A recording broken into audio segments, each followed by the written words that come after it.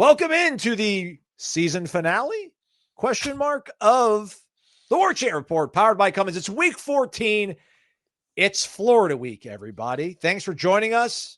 As always, top of the show, thanks to our great friends over at CumminsLifestyle. It's all one word. Give them a follow over on Instagram. All that does is, shows them that you support the program, shows that you're interested in seeing how you can step up your leisurely recreational activities when you have portable, quiet, reliable power. No one does it better. No one's been doing it longer than Cummins. Cummins Lifestyle. Give them a follow on Instagram. Warchant.com, your ultimate Seminoles sports source. A reminder, if you want a big pregame show matchup analysis, we try to kind of do that, but it's going down Friday, the pregame show with Jeff Cameron and Tom Lang. That'll be Friday, 3 p.m., getting you ready for, again, perhaps the finale for the 2025 Florida State Seminoles. They go into Gainesville, site of their last road win, road win, boys, as they will be taking on the Gators, 4:30 p.m., ESPN2. There is a game to talk about, Corey, but there's obviously bigger kind of fish to fry at this point. And I do wonder that as a college football fan, Corey, the most fun you can have is a 2013 Florida State football season, covering that team, following that team. And then to me, behind that, it's the new hope, the new optimism that you have when you're in a coaching search and you have hot boards and you're looking at this coordinator and that head coach. That to me is not as exciting, but that's like the silver medalist, if you will.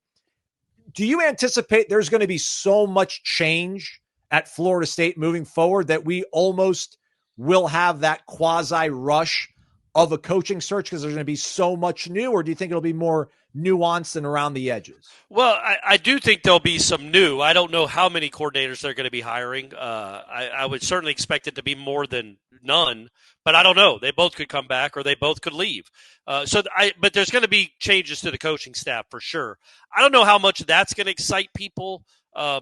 You're as much as, you're on the market for a quarterback too. And it's like with college football now in 2025/2026, it's like you had the NFL draft and free agency all in the same month, like all in the same 2-week window. So the beauty and the curse, but for a team that's coming off a bad season, the beauty is you get to change your roster really quickly, and you can add some real important, fun, exciting pieces to your program immediately. You don't have to wait 2 years to see if they pan out because they were big-time recruits. You can add them immediately. So I think there's always going to be some off-season excitement and hope with all these college football teams now because of the nature of the sport. You're always hopeful that you're only a couple of players away from being really good again. Tom, I think they're going to do extensive changes, which is the fun part of this. I know they're keeping the head coach, which has disappointed a lot of people, but I think they're going to do so much change that's the good part. I think the bittersweet of it is that I think that this kind of resets Mike Norvell's clock to a certain degree. Do you foresee these structural changes on a level, on a scope that is going to give the Florida State fan this offseason the feeling of almost kind of being in the midst of a coaching search and changing their fortunes on the turn of a dime? If they create a new position for the backside of the operation, the back of the house, if you will, and that's the general manager or whatever they want to call it, I think that's going to move the needle. Absolutely, I think it does. I think it goes part and parcel, though, with whatever changes come with it. I think if you drop that first domino in the next few weeks and you say, here's the other person in charge of football that's not named Mike Norvell, and then you have staff changes that come behind it, and then player acquisitions, to Corey's point, in the portal after New Year's that come behind that, then we get to have the conversation of, all right, well, who's setting the agenda for the football program? Who's in charge of what?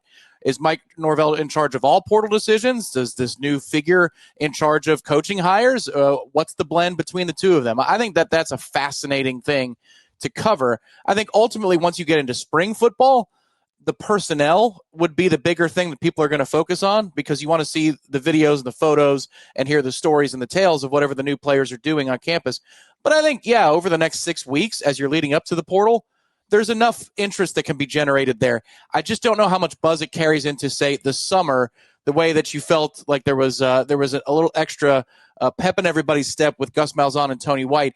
In a way, you might be running that back again with a new coordinator or two, and I wonder if that grows a little bit stale. But there are going to be some different things that happen between now and then, that's for sure. So Saturday, obviously football game, 4:30 p.m. again, ESPN2.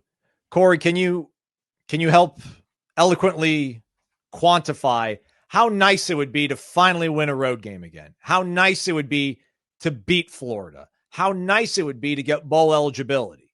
I know these aren't the things that you put on your bingo card at the beginning of the season when you're a Florida State fan. This game does lack its usual sizzle, but there's some stuff on the line, man. Imagine being a Florida State fan, as Tom, you can imagine this. Aslan, you too.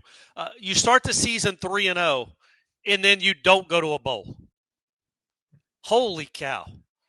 Holy cow. Like, that's insanity. So I guess that's on the line. It's not so much how nice it would feel. It's how ridiculous the other side is if it doesn't happen. If you don't beat Florida for the second time when you've played an interim coach. And this team just lost 31-8 or whatever to Tennessee, and is 3-8 on the season.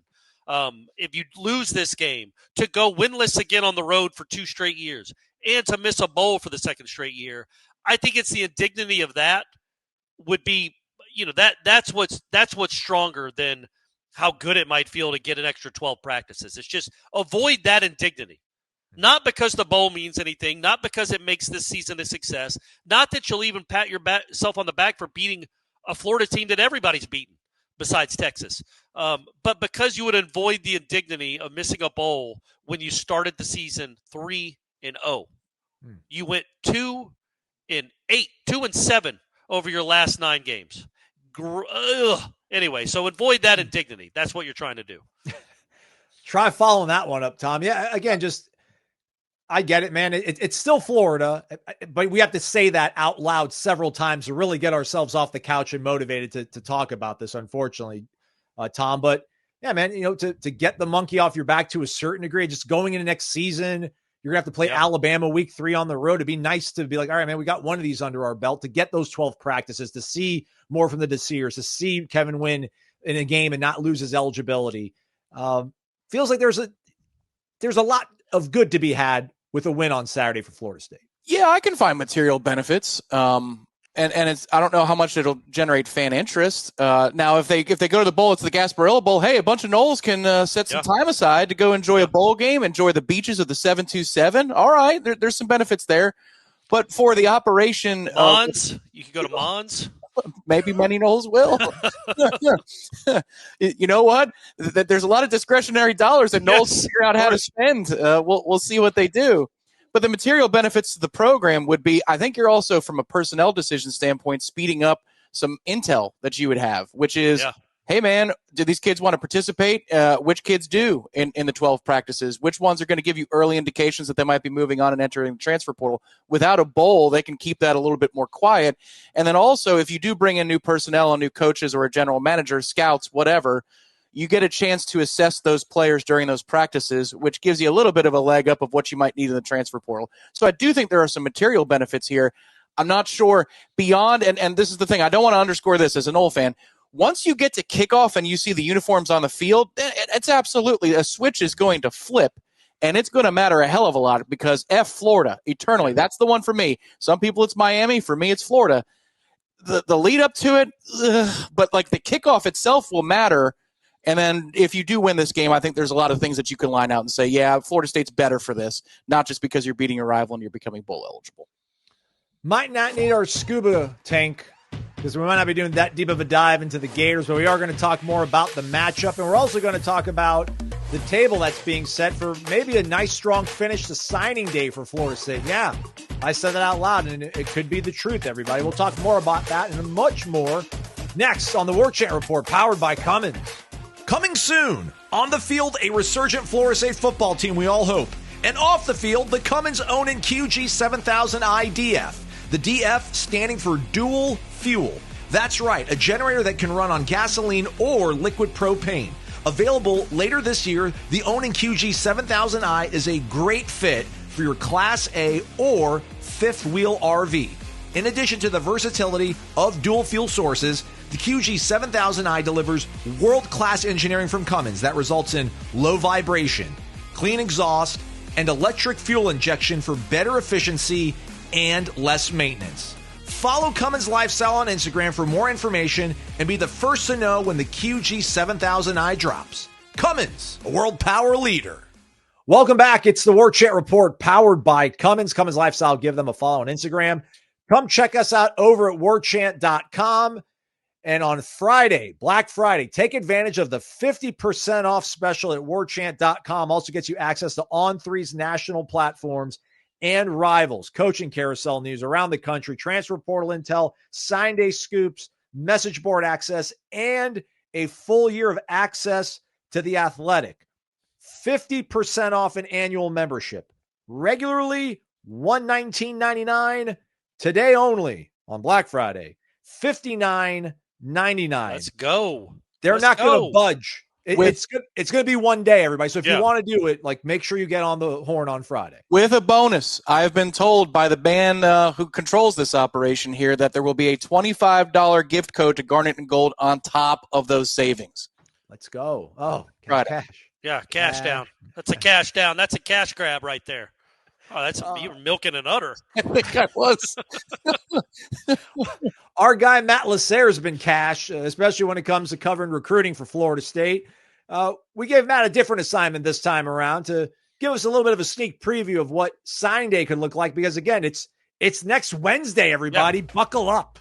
All right, instead of going over UF this week, just because they're kind of a broken team at this point, they only have 3 wins on the year. We are going to go over this recruiting class for 2026 with signing day only days away. That's right, on December 3rd. This next Wednesday is signing day, so be on the lookout for all the coverage on Warchant. But I'm going to give you a quick rundown of everything that's kind of happened recently. Overall, right now, they are the 14th ranked recruiting class in the country with 28 commits, a 39% blue chip ratio, which means 39% of their commits are 4 stars or higher. Chuck Kennan is probably your 5-star talent. It's pretty close. He just recently got bumped down, but in general, it's going to be all 4 stars. Your crown jewels of this class are obviously, like I just said, Chuck Kennan, a corner who is a 5-star talent, and he actually got Florida State tattooed on him right when he committed over the summer. So not one we're worried about seeing a flip for. And in general, none of these guys were really worried about seeing a flip for.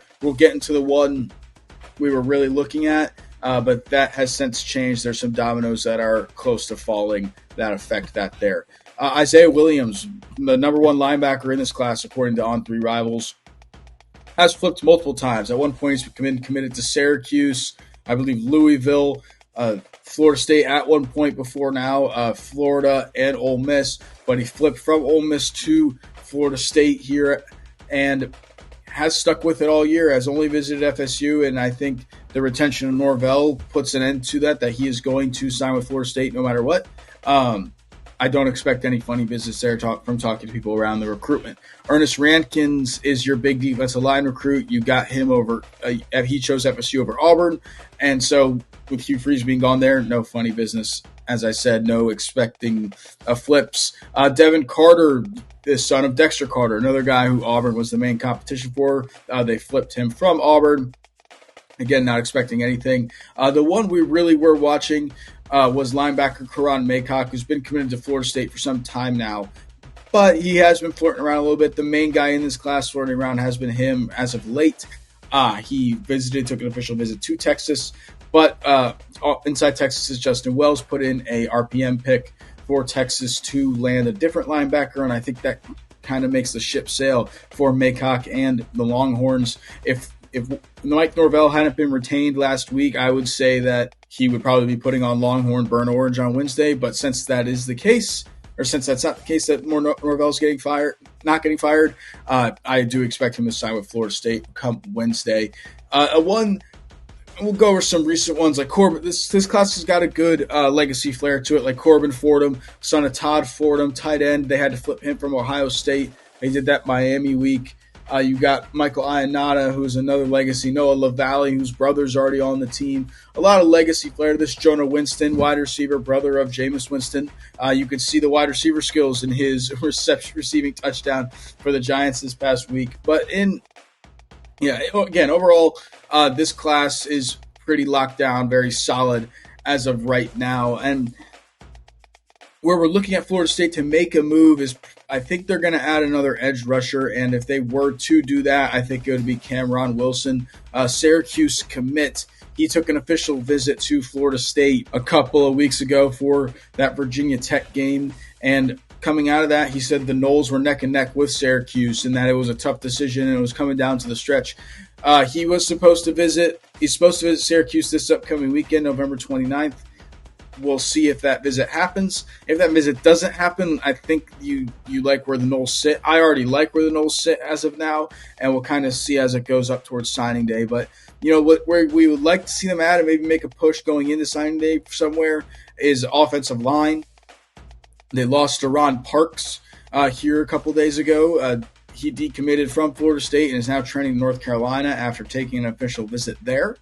And now at this point, you don't have many linemen in this class. You have Jacoby Green, 3-star interior guy, Michael Ionata, interior guy, and Luke Francis.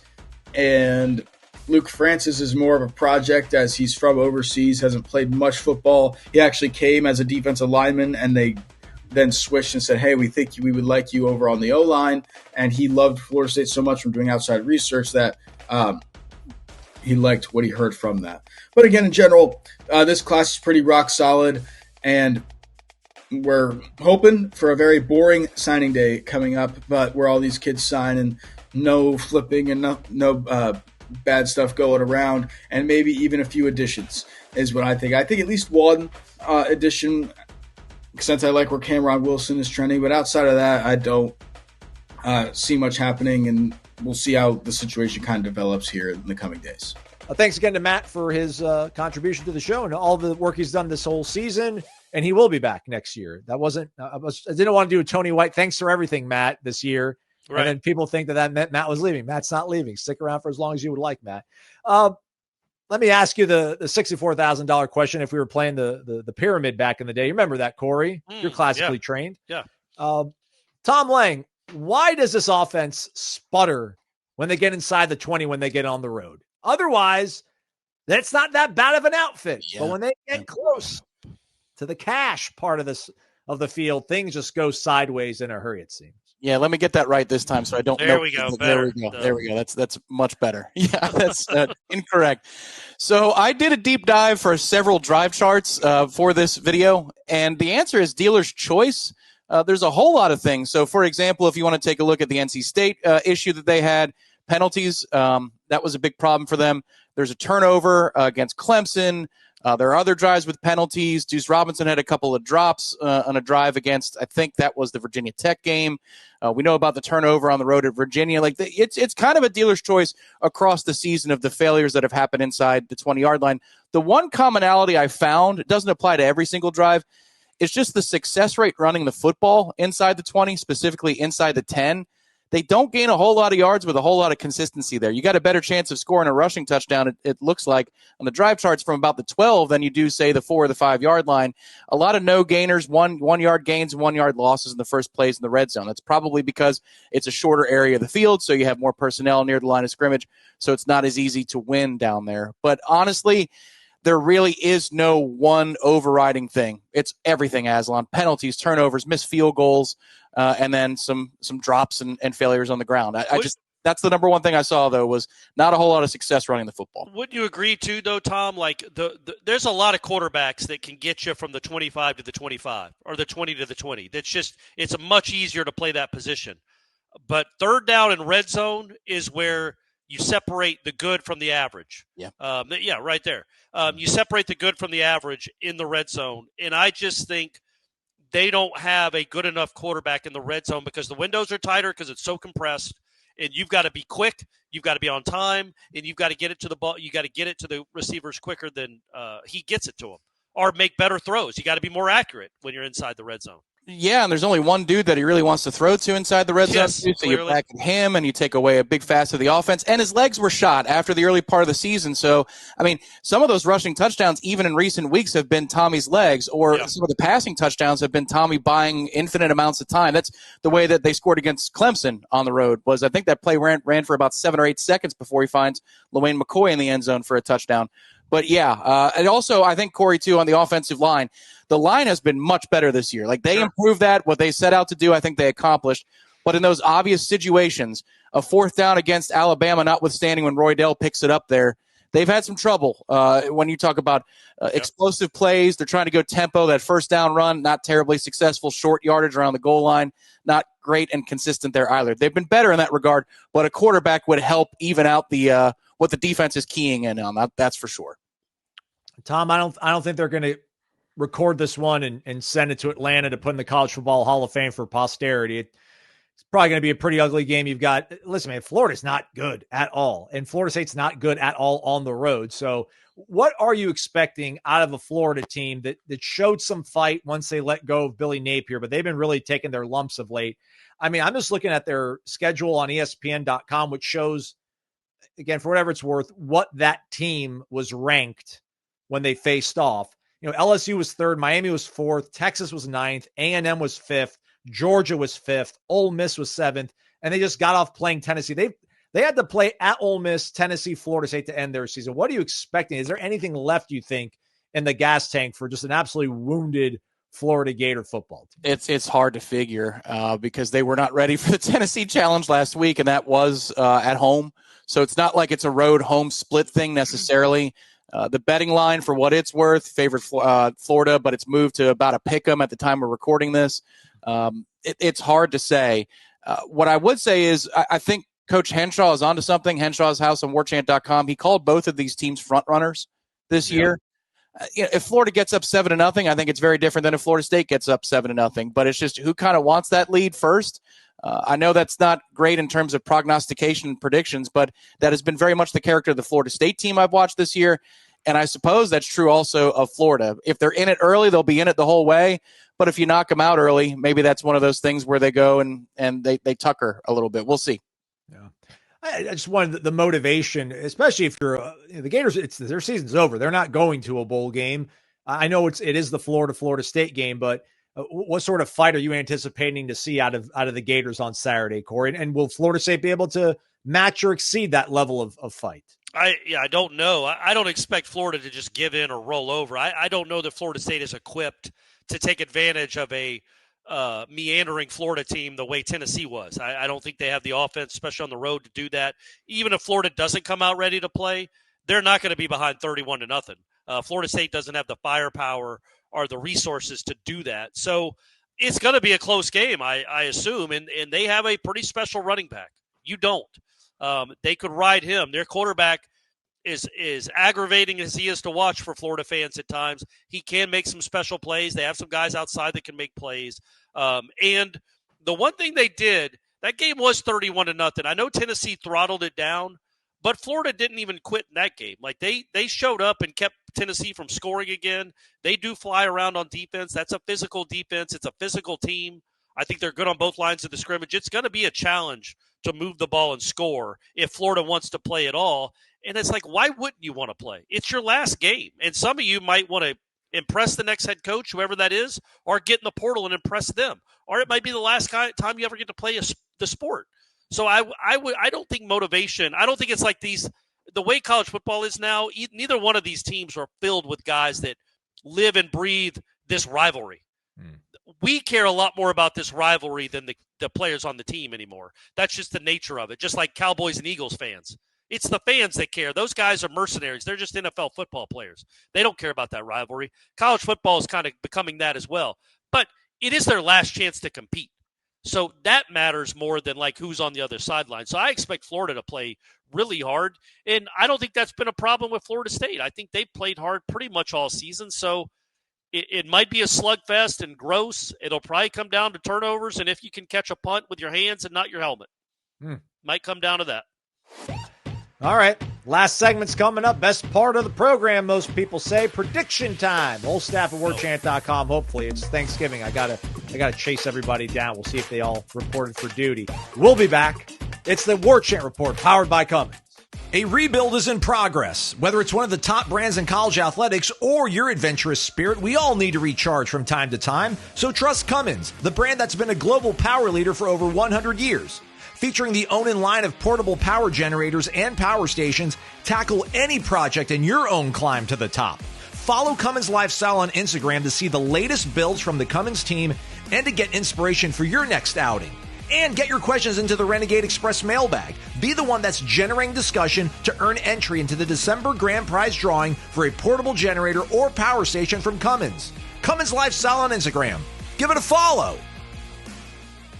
Welcome back to the Warchant Report powered by Cummins. Again, a reminder, if you want more pregame analysis, we got you covered. Warchant.com.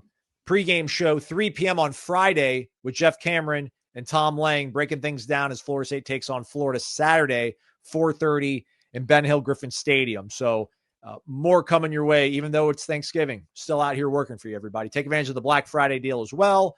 And don't forget post-game show. Yes, Tom, 10, 15 minutes after the game, or depending on how the game's looking, maybe with the 2-minute timeout might be the bat signal goes up. That's right. Warchant TV in the fourth quarter. Stay tuned. You can also hop on that link and live chat with people before the show starts, and I've seen a lot of people do that. That's a good idea. Pretty cool. There we go. To air some grievances. Yeah. Festivus, it is Festivus season, yes. Yes, it very much is. All right. You know how the show works. We make our picks, but before we do, we've got a whole gang of folks over at warchant.com that know about ball, and they offered up their predictions. Gene Williams starts us off.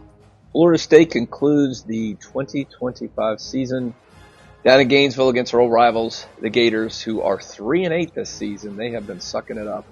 And I thought, I thought they might rise up a little bit against a rival last weekend, but no, they laid down and died for Tennessee. So it gives you a little bit of hope that maybe, just maybe, they would lay down for Florida State. But you know what? I promised myself after the Stanford loss, I would never pick a Mike Norvell coached team on the road until they actually won a road game. They haven't done that. So I cannot pick Florida State as bad as Florida looks statistically. They're in the hundreds on offense. They're like 70 in defense. They just laid down for a rival at home. But I ain't going to do it. Give me the Gators, 27-24. Florida State just misses out on bowl eligibility. Hey folks, happy Thanksgiving. Happy one more game of this 2025 college football season. Got Florida State and Florida coming up on Saturday. Both of these teams are struggling. Florida is 3-8. Florida State is 5-6. I like the Noles to get bowl eligible. I just think they've got enough to go down to Gainesville, get this win. Florida State doesn't have to worry about who's coaching them in 2026. We know Mike Norvell's going to be back. I like the Noles to play a cleaner game than they did last week at NC State. I don't know if Florida is going to bring much to the table. They certainly didn't bring much to the table last week against Tennessee. So I got Florida State winning this game, scoring more than 11 or 13 points on the road. I like them to win 24-14. Noles get the win. We're going bowling. Happy Thanksgiving, everybody. I hope you and yours have a wonderful day. Florida State, Florida, it's that time of year. Doesn't feel like it. I wish that it did. It's a road game. So alas. Florida 27, Florida State 23. Ooh. I think Florida State can beat Florida this week, even on the road in the swamp, when they've had some road issues now. Most of their road games have been at night, I believe. Actually, I think about it, I think all of them might have been at night. So this is the first one during the day. Maybe that helps. Maybe that switches things up for them. I have Florida State winning 24-21. I think this team, the Florida team, showed a lack of motivation last week. They had been playing hard, and then they didn't seem to get up for the Tennessee rivalry, even at night at the Swamp. So you're telling me they're going to get up for a game during the day? I don't really see it, if I'm being honest with you. I'm taking the Noles one last time. Thanks to those gentlemen for making their picks. Hopefully we can all reconvene and do this one more time if Florida State is able to be victorious. Before we make our picks, reminder, CumminsLifestyle, they get everybody involved in this show every single week. If we didn't have them around, it'd be hard to be like, hey, man, guys, need you to show up. Give me 25, 30 minutes of your day. Talk about this upcoming game. And beyond that, who doesn't want portable, reliable power, and who's can do it better for you than Cummins? Check them out on Instagram. CumminsLifestyle, it's all one word. And get involved in the Renegade Express stuff over at warchant.com. Be a member. You can win one of these things for free. It's incredible that they do this. All right, time now for us to make our picks. We'll go with age before beauty on this one. We'll start off with our friend Corey Clark. 4:30 Saturday, ESPN2. I don't think it's going to be as ugly as the 2011 game, Corey, but I think it's going to be ugly. But it'll be pretty if Florida State can pull it out. How do you think it's going to shake out? I mean, unlike you guys, I've been to all these road games. Well, that's not true. I didn't go to the Stanford game, but I've been to the other three, and I'll be at this one, and it's just hard for me to foresee the bucking the trend. They're going to score a touchdown and maybe score. That's just what I see. I see like them losing like 16-13. I hope I'm wrong, and I hope they put up 35. But what I've seen from this offense, I think this is one of the better defenses they faced, and they're coming off facing the worst defense they faced in 2 months, and they scored 11 points. So I hope I'm wrong, but I don't have a lot of confidence in them to get in the end zone. So, and I think Florida, the ball kid scares me. Good player. He's going to hit, and he's tough to tackle, especially in late November. It's going to be tough. You've had a long season. Now you got to go tackle that kid who does not care who he's playing or what's on the line. He just runs hard. So, yeah, I'm foreseeing. Let's say 17-13 Florida, and I hope I'm wrong. My gosh, that's 2011-ish levels. Yeah. We won that one at least. Yeah. Yep. Imagine losing that one. Tom, I don't blame Corey's pick. I'm probably going to be pretty close to that number 2, and it's my turn. But what do you see happening Saturday in the Swamp? Yeah, I think I'm 2 for the season in this. So me too, buddy. Me too. Let's see if we can pick up number 3 here. This is a toughie, guys. I'm thankful for Deuce Robinson. Happy Thanksgiving. Yeah. Amen. Deuce Robinson, 4 catches, 67 yards, and a touchdown. There's prediction number 1. Prediction number 2. Screw it. Let's go bowling, everybody. Florida State wins the ball game, 26-21. Suck it, Billy Gonzalez. I don't know. Do you know? Nobody knows. But let's be positive in the interim, and let's milk this season for all it's worth. That's right. I hate them. Split the tie, Aslan. Hey, be positive for once. You being negative hasn't helped. Be positive. Hey, they're going to play more free. They know their coach's job isn't on the line. I wish I could go back and change my prediction, but I'm not. So do it for me. They're going to play free. They got nothing to lose. Their coach kept his job. 24-21. Bad guys. Oh, God. Weinberg misses one at the horn. They hit one at the horn, man. Oh, okay. That's better. I can live with that more than I don't want Jake to miss anymore. I hope I'm wrong, man. I will not be rooting harder for Florida State this season than I will be on Saturday. My 2 favorite teams are playing on Saturday. My alma mater and Whoever's the team playing that's Florida. playing Florida. Yeah. So Nice. We keep our fingers crossed for that. Thanks, everybody. Back over on the ranch at warchant.com for submitting their picks, and our guy, Matt LaSerre. Thanks to Corey. Thank you to our guy, Tom Lang, as well. And we're thankful for all of you folks for joining us each week on the Warchant Report, powered by Cummins. A reminder, Black Friday sale going down, warchant.com subscription. When you get a subscription to warchant.com, you can check out what they're talking about over on the Gator site, what they're talking about on the Miami message boards, rather. You get all the On3 national stuff, Andy Staples, Ari Wasserman. You get Brett McMurphy. You get Rivals, all the recruiting access you want. 50% off. And what'd you say, Tom? A little extra? A little bonus Warchant gift on top of it. And it's $25 to Garnet and Gold. Start your holidays off in style. Nice. There you go. Friday. Ask for your Christmas gift to come early this year, everybody. The gift of warchant.com. Again, thanks on behalf of everybody at warchant.com for joining us this season. Maybe we'll do it one more time. If not, have a great one. Happy Thanksgiving, everybody.